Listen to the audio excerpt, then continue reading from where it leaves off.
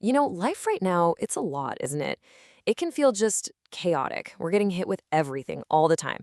Stress, information overload, and we're all just trying to keep our heads above water. So the big question is, how do you find any kind of peace in all that?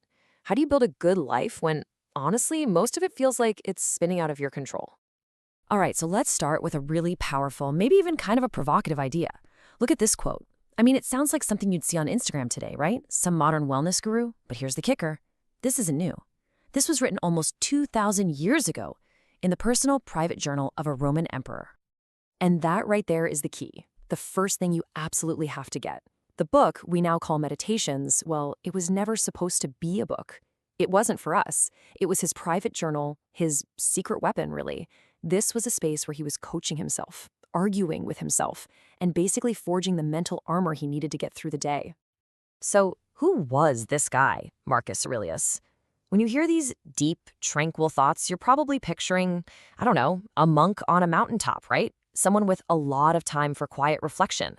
But nope, that's the crazy part. Marcus Aurelius was the literal opposite of that. He was, for all intents and purposes, the most powerful man in the world, the emperor of Rome, and not during the easy times either. He was in charge during one of the most chaotic periods in its entire history. And peaceful is not the word for his reign. I mean, just take a look at this. This was his reality. He's on the throne, and bam, immediately there's a huge war in the east. Then a plague sweeps through the empire, a pandemic that kills millions, all while he's fighting these grueling, nonstop wars on the northern frontier. Oh, and just to top it off, his best general, his most trusted guy, betrays him and starts a revolt. Can you even imagine trying to find your inner calm while dealing with that? The pressure must have been immense.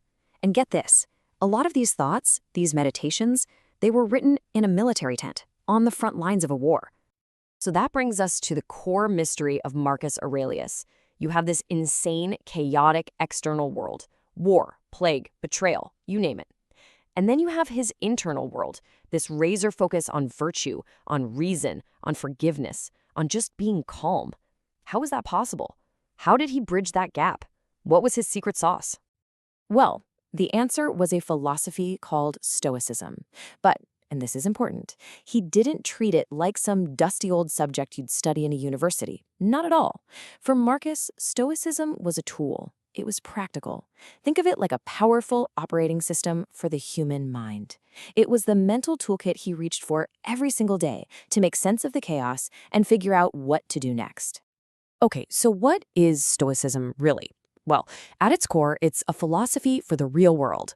It's not about complex theories. It's about living a good life. It teaches that real happiness, real contentment, it doesn't come from getting more stuff or having everything go your way. No, it comes from living a life guided by reason. And the master key to doing that is simple but not easy. Learn to accept the things you cannot change and pour every ounce of your energy into the things you can. And the way you practice it can be broken down into three sort of core rules. Number one, see things as they actually are. Just the facts. Strip away your emotional judgments of this is awesome or this is terrible. Just what happened. Number two, focus only on what's in your domain. And what is that? Your own mind, your choices, your reactions, your character. That's it. War, plagues, other people, that's all outside your control. And finally, number three, act with virtue. Do the right thing for the right reasons for the good of everyone. That's the whole system in a nutshell. All right, so theory is one thing. Let's see how this actually worked in practice. We're going to look at a few actual entries from his journal, and you'll see him using this operating system on problems that, well, they're going to sound awfully familiar. Let's start with a big one, a problem that's basically timeless, dealing with other people. Difficult people.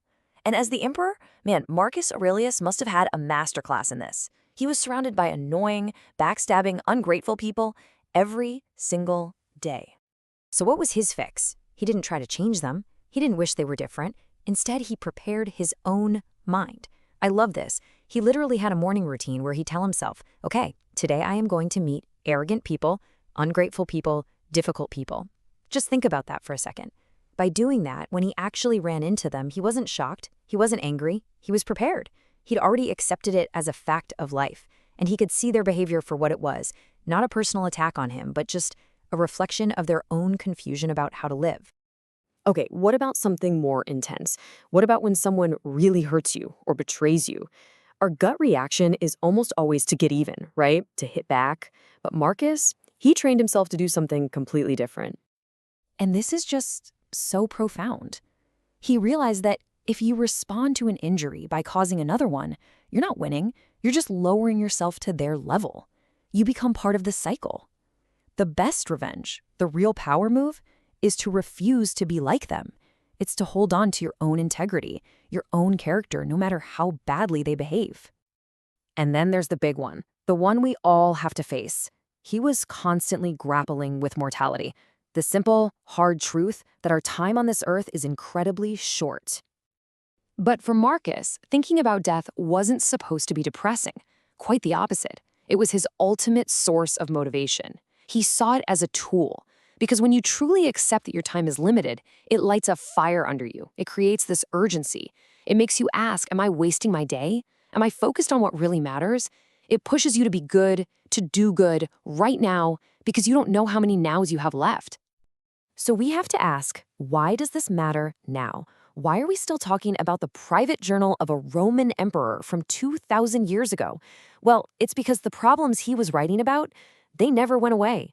Anxiety, dealing with jerks, facing loss, trying to find some meaning in it all, these are human problems. They're our problems.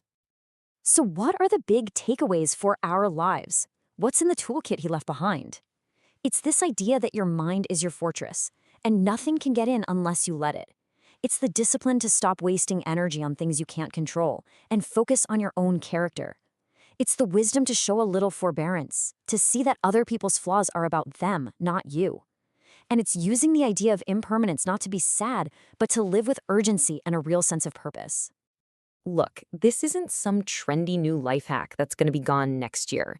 For nearly 2,000 years, these exact ideas, these private notes from an emperor, have helped people find strength and a little bit of peace in the middle of their own chaotic times.